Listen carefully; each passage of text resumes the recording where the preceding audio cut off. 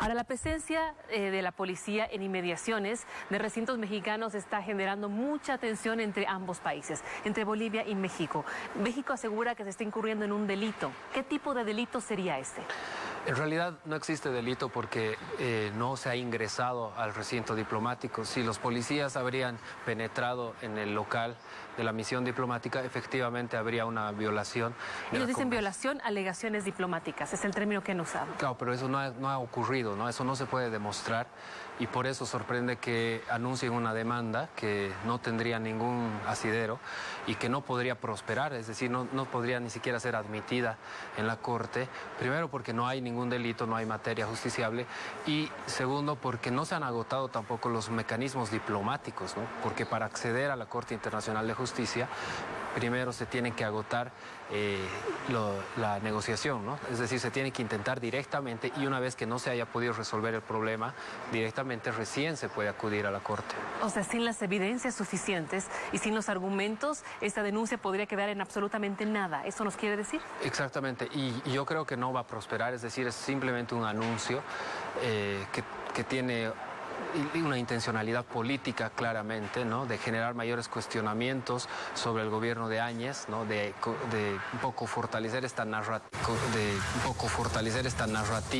del golpe de Estado que está teniendo bastante aceptación en algunos segmentos de la población en México. Y va por ahí la cosa, también con una intención tal vez de distraer la atención de los verdaderos problemas que tiene México, ¿no? El gobierno de México está enfrentando un estancamiento económico, actualmente hay problemas de inseguridad, narcotráfico e incluso la inmigración, ¿no? Hay muchos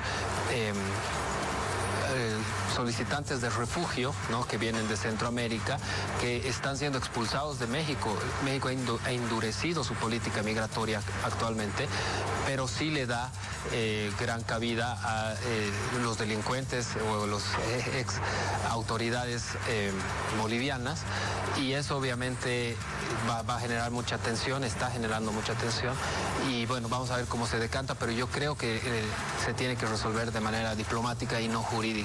Permítame, estamos con Gabriel Oviedo desde Santa Cruz. Adelante con usted. Buenos días. Buenos días, Natalia. Saludamos a nuestro invitado, señor Guzmán. ¿Cuál debería ser la respuesta de Bolivia, tomando en cuenta esta advertencia de denuncia ante la Corte Internacional de Justicia y el hecho de que Bolivia asegura tener 2 pedidos escritos de que refuercen la seguridad en los alrededores de la alegación diplomática? Bueno, creo que la respuesta de Bolivia tiene que ser de absoluto rechazo a cualquier insinuación o intento de acudir a la Corte Internacional de Justicia, como ya se lo ha hecho, creo que se ha respondido en esa línea de no aceptar que existe un delito y efectivamente estas solicitudes de resguardo que hace la embajada en 2 ocasiones de manera escrita y otras de manera verbal evidencian que ellos mismos querían mayor resguardo, ¿no? Entonces, si se les ha dado lo que han pedido, obviamente no tendrían por qué estar reclamando y más aún teniendo en cuenta que fuera de la embajada es territorio boliviano y ahí el gobierno de Bolivia puede desplegar a cuantos policías desee y México no tiene por qué decir qué se hace o qué no se hace en territorio boliviano.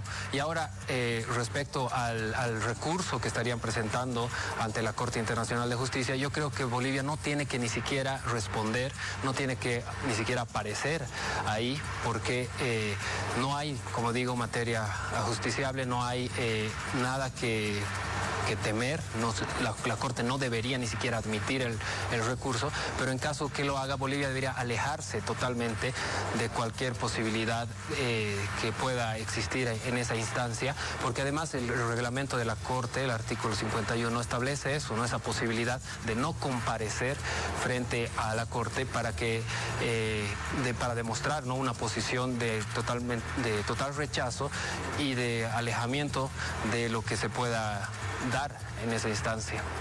Usted decía hace instantes nada más que veía una intencionalidad política más que jurídica en esta acción de parte del gobierno mexicano. ¿Cómo debería contrarrestar esto el gobierno boliviano? Sí, ese es un punto muy importante porque hay una campaña mediática que intenta estigmatizar al gobierno de Bolivia, ¿no?, como un gobierno golpista, una dictadura que no respeta los tratados, ¿no? Y eso está teniendo cierto efecto, obviamente, en el mundo en general. Y eso hay que contrarrestarlo también con una campaña mediática que establezca la verdad, ¿no? Sabemos aquí qué es lo que ha pasado, no ha habido un golpe de Estado, ha habido un cambio de gobierno forzado, porque nuestras máximas autoridades han escapado del país sin que la Asamblea haya considerado sus cartas de renuncia, por lo cual se ha generado obviamente un vacío de poder por el abandono del cargo. Y eso se ha resuelto con la sucesión constitucional a través del Congreso. Entonces, eso es lo que obviamente hay que destacar, hay que hacer ver ante el mundo que aquí no ha habido un golpe de Estado, que no hay tampoco violación de los acuerdos de la Convención de Viena de Relaciones Diplomáticas, que es lo que ahora está reclamando México, y que en todo caso tanto México como Argentina están violando el derecho de asilo al permitir que Evo Morales realice declaraciones políticas en sus respectivos territorios. Ahora esta controversia se trasladó a las redes sociales y pone más tenso todavía las relaciones entre Bolivia y México. Ayer el secretario de Relaciones Internacionales de México llamó a un diálogo, pero una hora después veíamos en su red social, en Twitter, que ponía nuevamente fotografías donde habla de un presunto hostigamiento. ¿Cuál es su lectura al respecto? Sí, es como que hubiera dos reacciones, ¿no?, de parte de las autoridades mexicanas. Una en la que ellos piden respeto, piden diálogo y se muestran un poco más conciliadores, y otra en la que atacan, ¿no?, acusan al gobierno de facto de Bolivia de estar violando los tratados, de hostigar a sus diplomáticos, pero entonces se contradice, ¿no?, porque de alguna manera uno no puede estar provocando por un lado y tratando de conciliar por el otro.